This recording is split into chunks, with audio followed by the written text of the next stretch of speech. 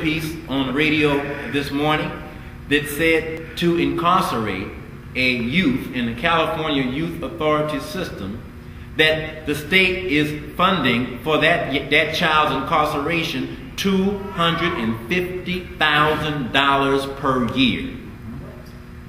Now, I've met troubled youth in my day. Brother Salim is not one of them. I was looking at his high school graduation picture this morning. However, with a salary of $250,000 a year, in fact, give me half. Brother Carlton, I'm sure, could help raise a young person at $125,000 annual salary. Could you do that? Cam, could you do that? I could do that. You could do that? So some troubled youth who got picked up shoplifting, stealing a car, running off with some rims on a car, we can actually help at half the price.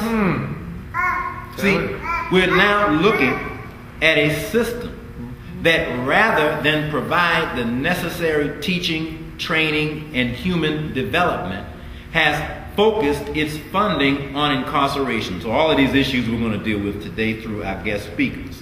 It goes on to say 200,000 underfunded students. The day's protesters were not just students. The goal is to increase public awareness about the crisis in public education, said Terry Yamada, a professor of Asian Studies at Cal State Long Beach and president of the campus chapter of the California Faculty Association. Now with us today is one of the young men that have been standing with us all the way through the struggle for justice for Oscar Grant. Our involvement, or at least familiarity with Cam, I think goes at least back to Stan Tookie Williams and his fight against the death penalty. So join me in receiving for a report from the student movement, Kam Studerbeck.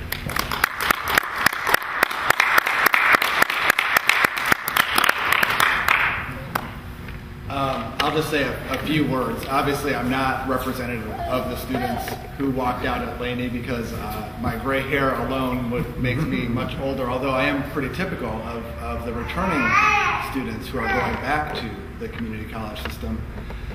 So I'll just say this, over 1,000 students came out on a campus which has been characterized where people have said, oh, the students are just asleep, they don't care, they don't want to get involved, they're too focused on me to actually do something for someone else. And I think that what really happened was that with some organization, we were able to re-spark a hope that there was something that people could do. And that was what I think was the most positive outcome. Then there were 12,000 people in San Francisco, and I hope that this is the beginning of connecting the struggle for civil rights with the fight for education rights. And then just one thing to say about what happened at Laney. Most of especially the young men who are student organizers at Laney, most of them are have recently come out of state prison.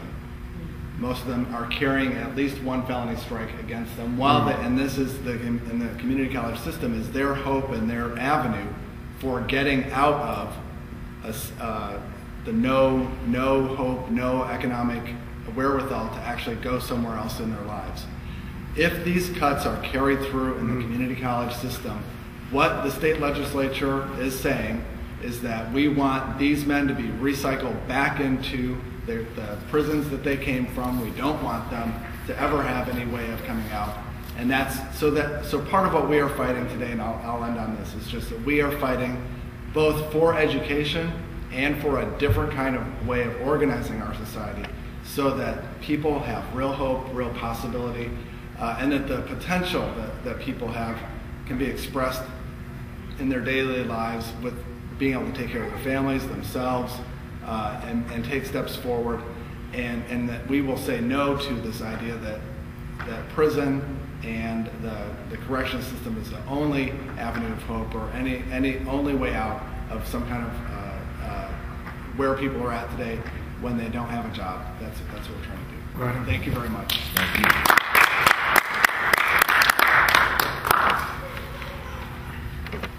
God willing, by next Saturday, we want to bring with us many of the young students who rallied and protested on the steps of the Oakland City Hall, those that marched through the streets of Berkeley, those that gathered in San Francisco, because one of the things that we are very clear about is that in order to secure the support and change that is desired, that it's not going to occur from a one-day protest. Perhaps one of the greatest misrepresentations of the March on Washington of 1963 would be the idea that that March on Washington is all that was required to bring about the Civil Rights Bill. The Civil Rights Bill didn't pass for 5 years after that March on Washington. A whole lot of work went on before the march, a whole lot of work went on to make the march happen, and a whole lot of work had to continue and must continue in order to secure the rights that we were fighting for back in the 1960s. Sure. So we are certainly very aware that this is an ongoing mission.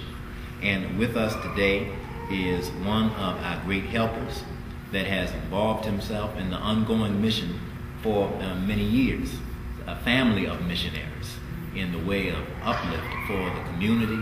So I want you to join me in receiving to the podium our friend, the brother who's former city council person, but great activist and advocate for our community today. Please welcome Brother Wilson Riles. He's on the new Jim Crow. Thank you very much, Mr. Keith, and thank you again all for being here. Before saying anything else, I want to note something very important, historic, that happened last week that went unspoken to and unvisualized, that I think is very important for our future and the future of this country. You know how in Oakland there is no majority. No group has more than 50% of the population, and the state of California passed that mark. National census statistics said that last week, if you take the young people in the United States, so I presume they're talking about people less than 21 years of age, there is no majority among the young people. So the Caucasian young people don't represent 50% of the young people anymore. They're less than that. So the whole country is moving in the direction of having to recognize the contributions, the talents of all of us if we're going to survive as a country. So that's a critical piece, I think, that we need to recognize when these marks get passed. I've been around for a while. Sometimes I hate to think how long I've been around and been part of the struggle. And I want to note the importance of the March 4th events. Because there was more than one. There were events all over the state of California. People came out in the tens, in the hundreds, and in the thousands in various places all around the state. And now folks are trying to understand how that came about and how we can move that forward in some very positive kinds of ways. There's a meeting in San Francisco taking place shortly. Even the Green Party here in this county is having an open discussion about it tomorrow evening at 5 o'clock. So we need to see what's happening. Why did so many people came out? What does it mean, and how can we push that forward and have that continue to raise the issues that need to be raised and to push to have the changes in policy that need to be changed. But I've been asked to come to speak about something that we spoke to earlier, something that I'm very excited about at this point, and I have to let you all know that small things excite me sometimes. I've been around enough where, you know, even just a small thing coming out can say, oh yeah, there's something happening, we can get behind that, or we can learn from that and move forward. Well, there's a new book that came out, and all of us, a nun, actually invited the author to come and speak, and I got the opportunity to come to the event that was held, and a young woman by the name of Michelle Alexander, who used to be the head of the justice program for the Northern California